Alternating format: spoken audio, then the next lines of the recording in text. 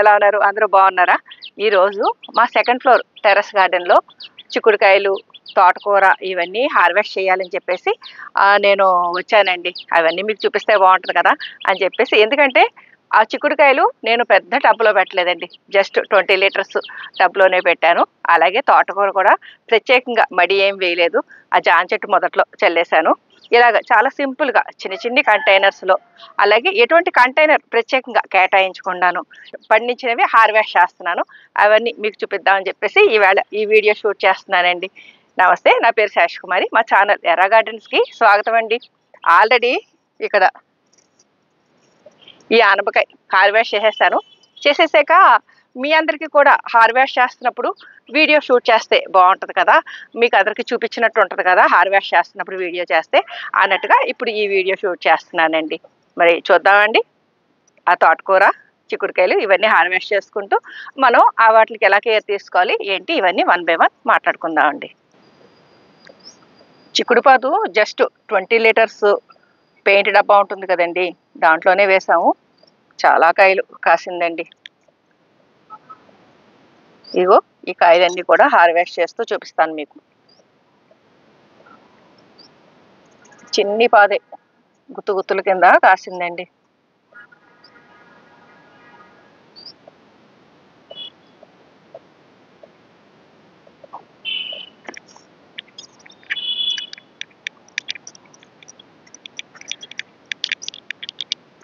ఈ కాయలన్నీ తయారైపోయినాయండి. ఇంకా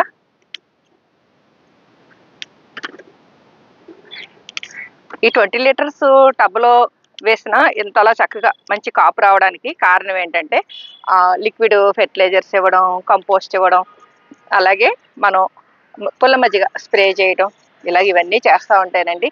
చిన్ని చిన్ని టబ్స్లో కూడా చక్కగా కాస్తాయండి.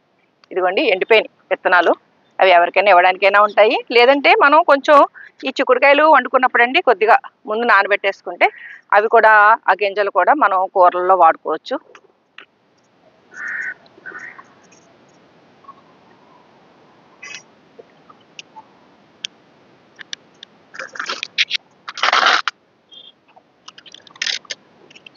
జస్ట్ చిన్ని పాదే గుత్తుల కింద కాసిందండి. ఈ గుత్తులు కట్ చేసేస్తున్నాను గుత్తిపళంగా.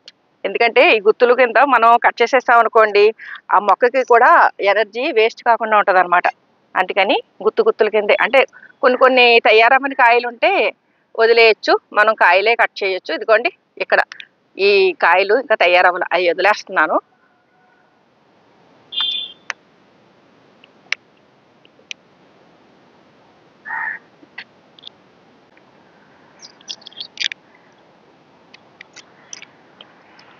గుత్తులుగా భలే ఉన్నాయి కదండి.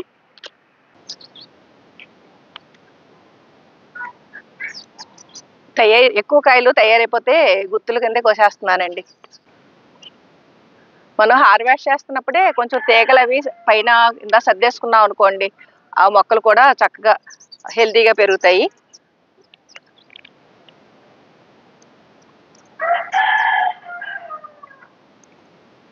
ఒక 20 లీటర్స్ బకెట్లో వేసిన పాదండి ఎంత చక్కటి హార్వెస్ట్ ఇచ్చిందో. ఇప్పుడు మనం ఈ కాయలన్నీ కోసేసాకండి లిక్విడ్ ఫెర్టిలైజరు, అంటే ఏమైనా కాయగూరలు, బియ్యం కడిగిన నీళ్లు ఫెర్మెంట్ చేసేవి కానీ, ఫ్రూటు ఫెర్మెంటెడ్ జ్యూసెస్ కానీ, OWDC పుల్ల మజ్జిగ ఏదో ఒకటి ఇచ్చామనుకోండి ఆ మొదళ్ళకి, అలాగే స్ప్రేయింగ్ కింద ఇస్తే మళ్ళీ దిగుబడి వస్తుందండి.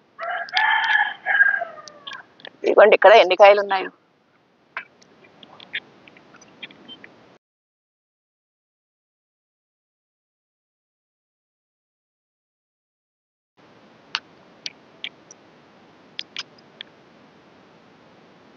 ఇటువంటి విత్తనాలు మనం సేవ్ చేసుకునండి నెక్స్ట్ క్రాప్కి కూడా. ఇప్పుడు ఎండిపోయిన విత్తనాలు ఉన్నాయి కదండి, అవి ఉంచుకుని నెక్స్ట్ పంటకి మనం నాటుకున్నాం అనుకోండి, ఇటువంటి మంచి విత్తనాలు, అంటే చూసారా చిన్న పాదు ఎంత కాయ వచ్చిందో.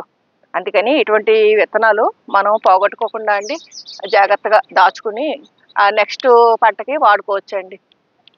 ఇప్పుడు ఎండిపోయిన కాయలు ఉన్నాయి కదా, అవన్నీ నేను జాగ్రత్త పెడతాను. అలాగే ఈ పండిపోయిన కాయలు ఇవన్నీ పక్కనకి తీసండి, ఆ ఫ్రెండ్స్కి అది ఇచ్చామనుకోండి వాళ్ళు కూడా వేసుకుంటారు కదా. అందుకని కొంచెం ఎండిన కాయలు, బాగా తయారైన కాయలు పక్కకు తీసేస్తాను.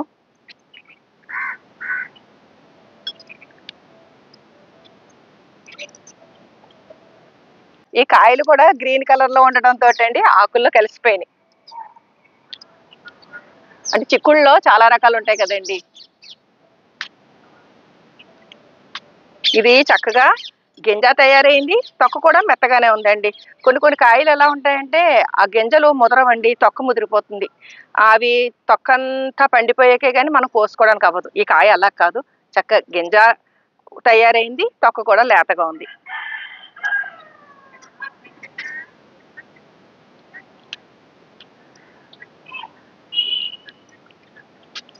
కోస్తున్న కొద్దీ వస్తున్నాయండి కాయలు.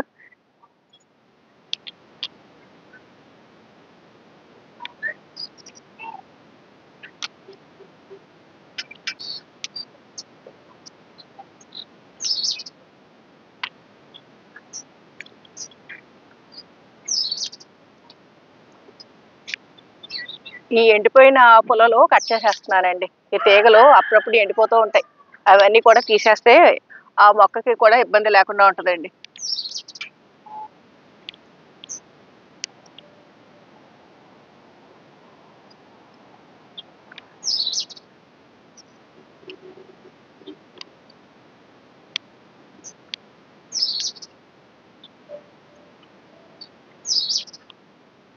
మొత్తం కాయలన్నీ కట్ చేసేసానని అనుకుంటున్నాను. చూసారా, చిన్ని పాదు నుంచి ఎన్ని కాయలు వచ్చినాయో. చక్కగా ఫ్రెష్గా చాలా బాగున్నాయండి. ఇంకా ఈ కాయలు అవి వదిలేసానండి, అవి తర్వాత హార్వెస్ట్ చేయొచ్చు అని కొన్ని కాయలు వదిలేసాను అనమాట. సర్దేస్తున్నానండి తీగ.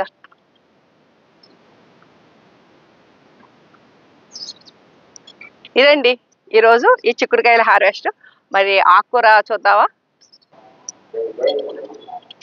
ఇదిగోండి ఈ పాలకూర ఇక్కడ ఈ గ్రీన్ టబ్లోనే ఉందండి, అది హార్వెస్ట్ చేస్తున్నాను.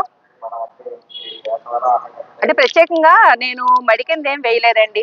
ఈ పాలకూరకి కానీ తోటకూరకి కానీ ఈ వేరే టబ్స్లో ఈ కాయగూరలు, వేరే కాయగూరలతోటి పళ్ళతోటి ఈ ఆకుకూరలు కూడా పండిస్తున్నాను.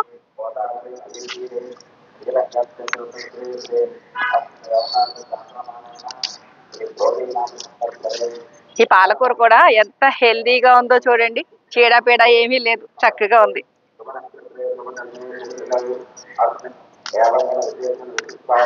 మా ఇంటికి దగ్గరలోనే రామాలయం అండి. అప్పుడే మా పంతులు గారు ఉదయం పూజ స్టార్ట్ చేశారు. అంటే పొద్దుటే 6 గంటలకే శుభోదయం మొదలవుతుంది. ఆ తర్వాత స్వామివారికి ఇప్పుడు 8 గంటలకి మొదలు పెడతారండి పూజా కార్యక్రమాలు.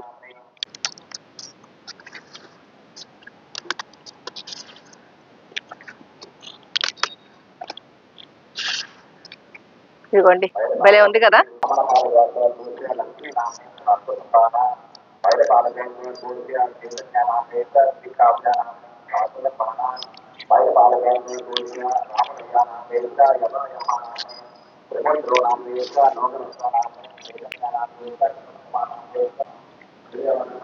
ఇదండి ఈరోజు హార్వెస్ట్. చిక్కుడుకాయలు, పాలకూర, చక్క పప్పు పాలకూర, ఈ చిక్కుడుకాయలు కర్రీ చేసుకున్నాం అనుకోండి, చాలా బాగుంటుంది కదా. ఇలాగా ఈజీగా మనం చిన్న కంటైనర్స్లో కూడా కాయగూరలు పండించుకోవచ్చు. అలాగే ఆకుకూరలు కూడా ఆ కంటైనర్లోనే పైన చల్లుకుంటూ ఆకుకూరలు పండించుకోవచ్చు అండి. సెకండ్ ఫ్లోర్ టెర్రస్ గార్డెన్ అదేనండి, సింగిల్ రూమ్ పైన వేసిన చిన్ని సెకండ్ ఫ్లోర్ టెర్రస్ గార్డెన్ అనమాట. దాంట్లో ఈరోజు మేము హార్వెస్ట్ చేసినవి పాలకూర, చిక్కుడుకాయలు, ఆనపకాయ, ఇవండి ఈరోజు హార్వెస్ట్. ఈ వీడియో మీకు నచ్చే ఉంటుంది అనుకుంటున్నాను. ఈ వీడియో పైన అభిప్రాయాలు కామెంట్ సెక్షన్లో తెలియజేయండి. సర్వే జనా సుఖినో భవంతు. Please like, subscribe my channel.